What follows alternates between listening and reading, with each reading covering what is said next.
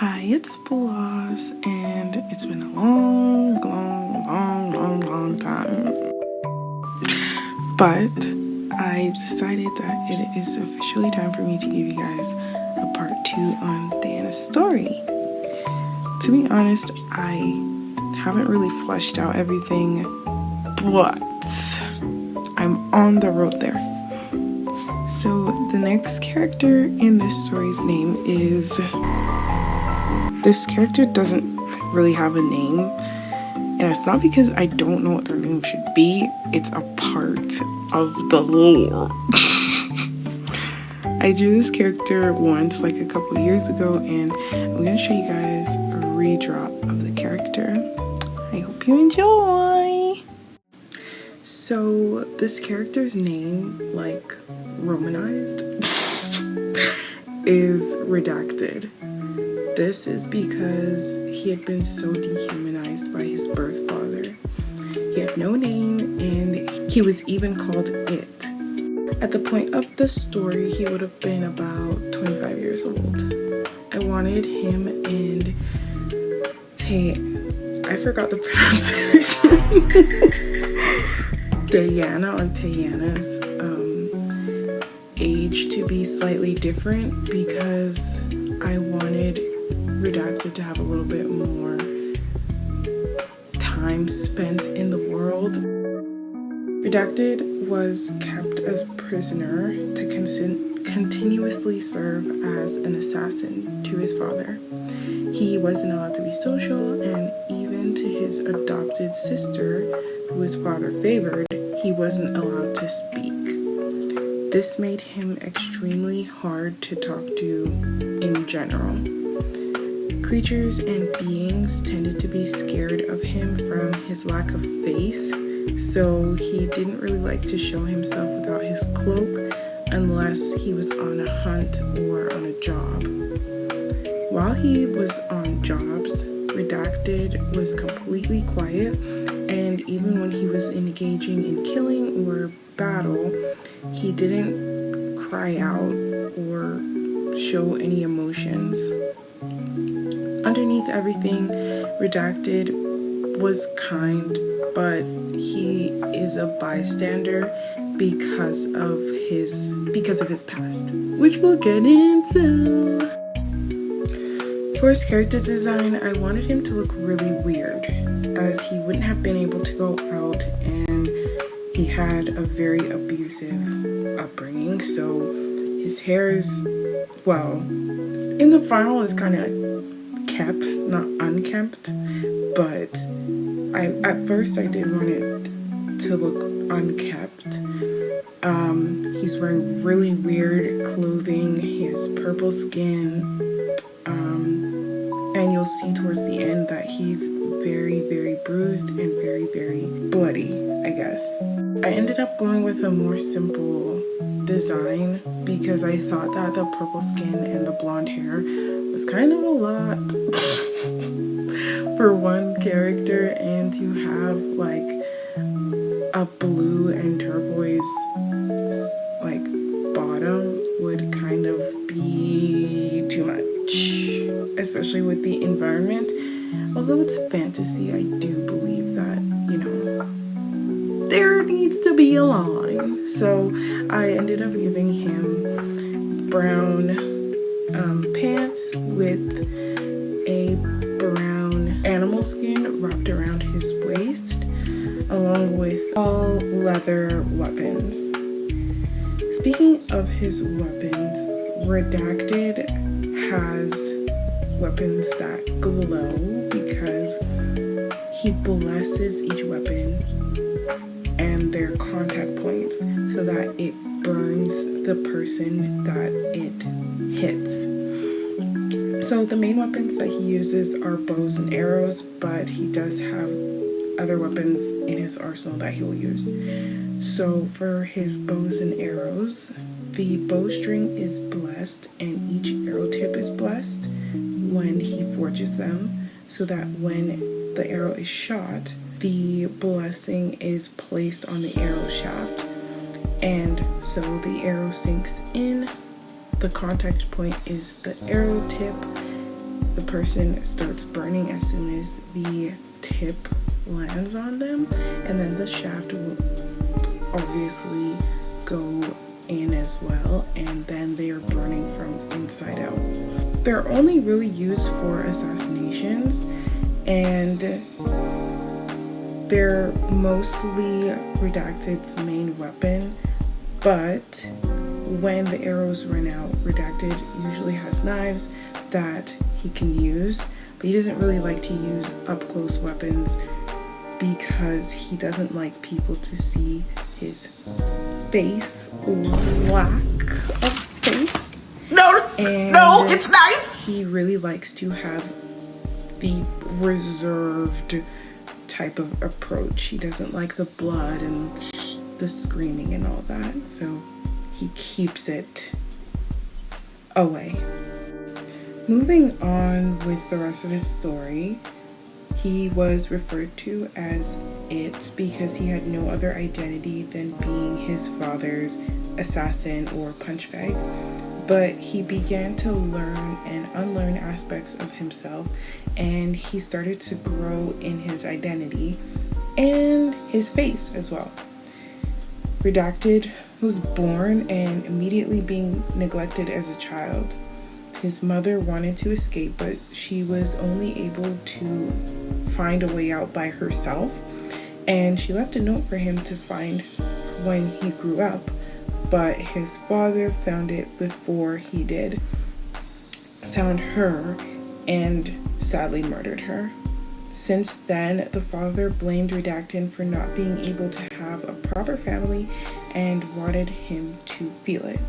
I actually feel so sick creating the father this evil. High-key, my character does not deserve this, but it had to be done. But anyways, I will get into the father another day. The father would inflict insane abuse on Redacted even as a child, and would manipulate him into believing that his actions were his fault and that it came from love. As he grew up, he was constantly compared to the princess. He was told that she was his sister and that she would kill him one day to take over the family empire that the father manipulated Redacted into believing was real. He fell into despair because he thought there was no way out of his ultimate death. When he got to a certain age, Redacted was forced to kill on his father's behalf. When he wasn't out killing, he was chained up. His final order was to kill the princess, and it was glorified to be an act of irony or poetic justice because she was supposed to take him over. He ultimately had no real feelings towards murdering her, but when he saw her after shooting his arrow, he became curious and decided to go up to her. This was his supposed sister, and he'd never spoken to her or even seen her up close before. When he did see her, she didn't cry or ask for help, but just looked at him in awe and mostly confusion because he didn't have a face. Before she died, she told him to make killing her worth the rest of his life, and he got really disturbed because what she said contradicted everything his father told him about himself and everything he thought he deserved. After he killed the princess, the father began to go on terrible bits of rage and abuse towards Redacted because he regretted telling him to kill her, which was yet another thing he could blame his son for. And he went on a long journey for a key. I'm not gonna let you guys know what it is yet. And this left Redacted all alone in his house for the first time ever. And he ends up getting out of his mind before getting out of his physical chains. when he finally leaves his house, he ends up finding more about their people who died off, and about his mother and about his father. He learns about actually living life and then gets swept up into unlearning all the abuse that his father put him through. As he goes through his identity journey, he begins to form features on his face, and his scars finally start to heal, which they never could have done before because of the daily abuse. He finally sees his father one day out. He finally sees his father out one day, and he has to make a decision on whether he wants to kill him or not. So I'm not really decided on whether I want him to. I'm wondering, is it one final act of finding himself and putting an end to his past, or is it one step towards going back into the cycle that his father started? It might be good to have him grow, but I also am a fan of unexpected ending. Either way, I think it's a banger story, and I think it's probably one of the best stories that one of the best character, I don't know, what do you even call this? His story is the best story I've ever made in my life. Like, I just love it. It's like crack. And that is Redacted's story. I'm not done drawing yet, but what it is now is just really the final touches. I'm doing the background and doing some lighting on the weapons, and then on body, clothes, and hair. And then I go in and start doing lighting around the background.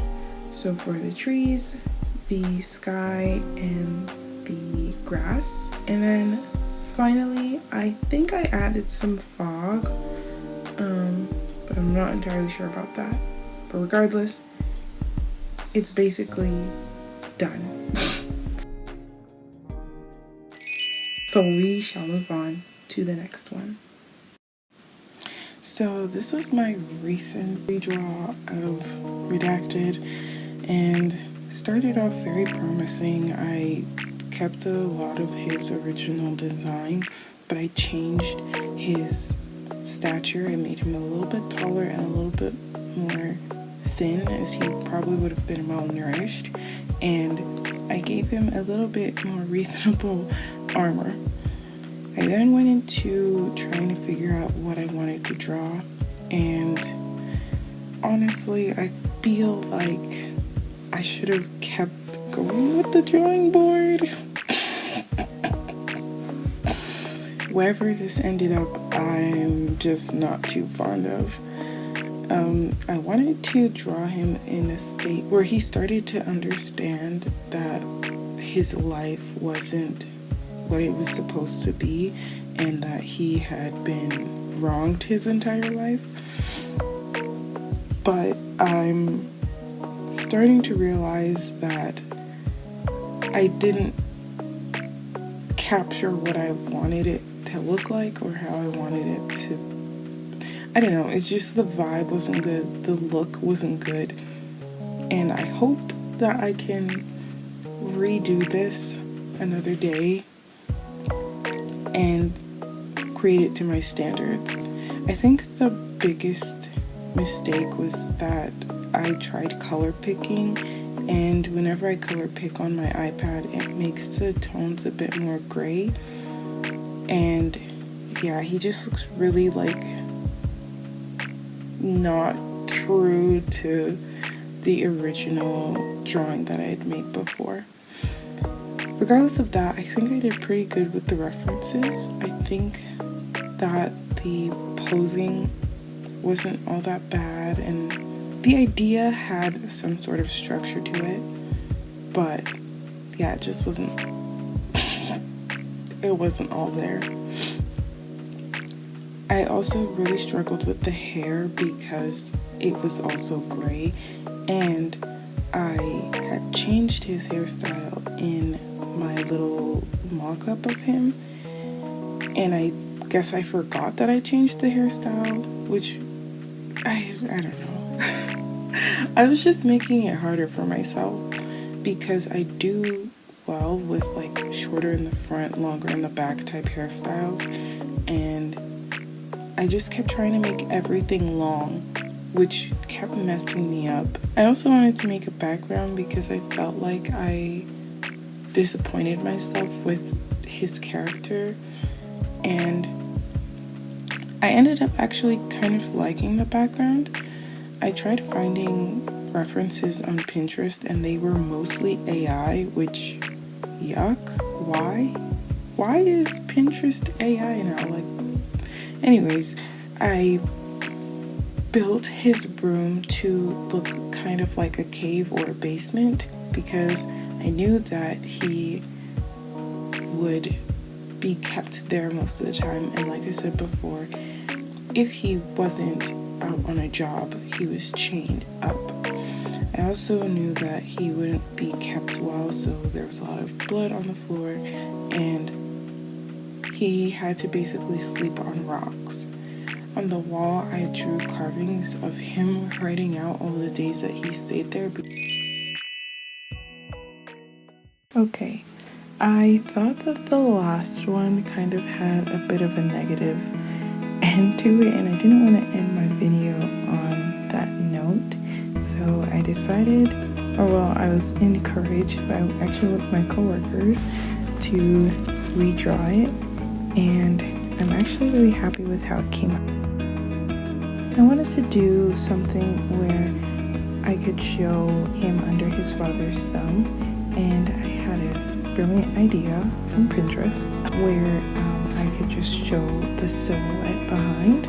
I started off with actual silhouettes, but that was a bit too hard for me, so I ended up doing this hand, and I thought the hand would be overseen by the father's eye, and so I put the eye in the background to symbolize that he is being watched, but not in a loving manner.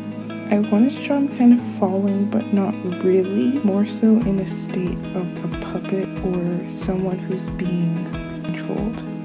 I also added a lot of halftone chromatic aberration and a bunch of other stuff, but hopefully you guys like it. It's a really short, small piece because I didn't want to add too much.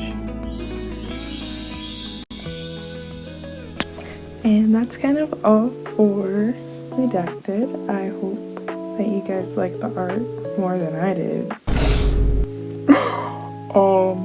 I did like that last piece though.